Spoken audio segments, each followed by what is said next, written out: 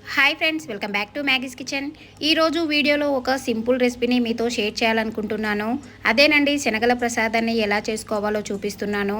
వినాయక చవితి, వరలక్ష్మి వ్రతం, దసరా ఇలా పండగల్లో కానీ లేదంటే గుళ్ళో ప్రసాదంగా పంచిపెట్టాలన్నా మనం ఎక్కువగా శనగల ప్రసాదం చేస్తూ ఉంటాం కదా. ఈజీగా అయిపోతుంది అండ్ టేస్టీగా చేసేయచ్చు. అయితే ఈ శనగల ప్రసాదంలో 2-3 ఇంగ్రీడియంట్స్ని ఎక్స్ట్రా యాడ్ చేయడం వల్ల దీని రుచి మరింత పెరుగుతుంది. మరి సింపుల్గా టేస్టీగా చేసుకునే ఈ శనగల ప్రసాదాన్ని ఎలా చేసుకోవాలో చూద్దాం రండి. ముందైతే ఒక గిన్నెలోకి 1 కప్పు వరకు శనగల్ని వేసి ఇందులోకి నీళ్లు పోసి ఒక 2-3 సార్లు శుభ్రంగా కడిగి తీసుకోండి. ఒక 2 సార్లు శుభ్రంగా కడిగి తీసుకున్నాక ఇప్పుడు ఇందులోకి నీళ్లు పోసి మీకు వీలుంటే కనుక ఓవర్ నైట్ అంతా నానబెట్టి తీసుకోండి. ఒకవేళ మీకు టైం కనుక తక్కువగా ఉంటే కనీసం ఒక 4-5 గంటల సేపైనా నానాలండి ఈ శనగలు. నేను ఇక్కడ మీకు ఒక 5 గంటల తర్వాత చూపిస్తున్నాను చూడండి. శనగలు ఇలా బాగా నానినాక ఇప్పుడు నీళ్ళతో సహా ఒక కుక్కర్లోకి తీసుకోవాలి. అలాగే ఇంకా కొద్దిగా నీళ్ళని ఎక్స్ట్రా యాడ్ చేసుకోండి. మనకి శనగలు అనేది మునిగేంత వరకు నీళ్ళు పోసుకోవాలి. ఇందులోకి 1 టేబుల్ స్పూన్ దాకా ఉప్పు కూడా వేసి మూత పెట్టి మీడియం ఫ్లేమ్ మీద ఒక 5-6 విజిల్స్ వచ్చేంత వరకు ఉడికించుకోవాలి. ఇది ఉడికేలోపు మరో పక్కన ఇక్కడ చూడండి, కొద్దిగా పచ్చి కొబ్బరి ముక్కను తీసుకొని ఇలా పెద్ద రంధ్రాలు ఉన్న వైపు తురిమి తీసుకోవాలి.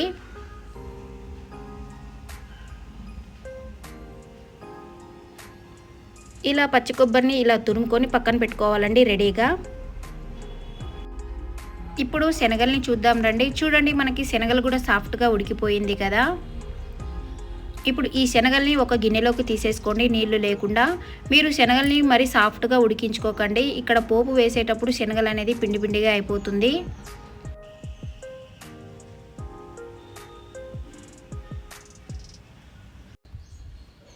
ఇప్పుడు పోపు కోసం ఒక ప్యాన్లోకి ఒక 1.5 టేబుల్ స్పూన్ దాకా ఆయిల్ తీసుకోండి.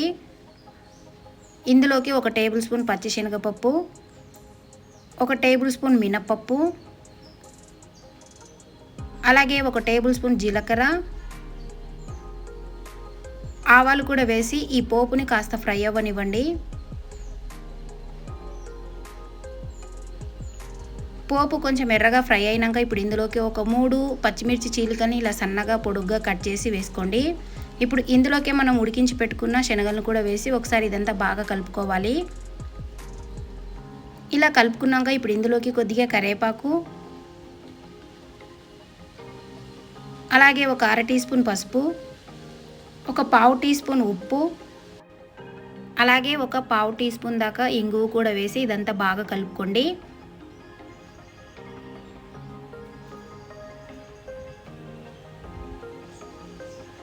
ఇలా కలుపుకున్నాక ఇప్పుడు ఇందులోకి మనం తురిమి పెట్టుకున్న పచ్చి కొబ్బరి తురుము కూడా వేసి కలుపుకోవాలండి.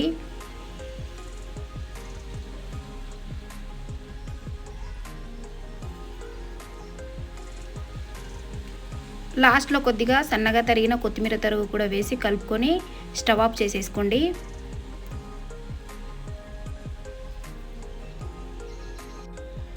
అంతేనండి, చాలా సింపుల్గా అండ్ ఎంతో టేస్టీగా ఉండే శనగల ప్రసాదం రెడీ అయిపోయింది కదా. ఇది ప్రసాదంగానే కాదండి, ఈవినింగ్ టైంలో పిల్లలకు కానీ పెద్దలకు కానీ ఏదైనా స్నాక్స్ తినాలనిపించినప్పుడు ఇందులోకి కొద్దిగా సన్నగా కట్ చేసుకున్న ఉల్లిపాయ ముక్కల్ని అలాగే క్యారెట్ తురుగును వేసి కొద్దిగా లెమన్ తోటి సర్వ్ చేసుకొని తిన్నా చాలా బాగుంటుందండి ఈ చాట్. మరి మీరు కూడా ఇంట్లో తప్పకుండా ఇలా ట్రై చేయండి. ట్రై చేశాక మీకు ఎలా కుదిరిందో మీ ఫీడ్బ్యాక్ని నాతో షేర్ చేసుకోవడం అస్సలు మర్చిపోవద్దు.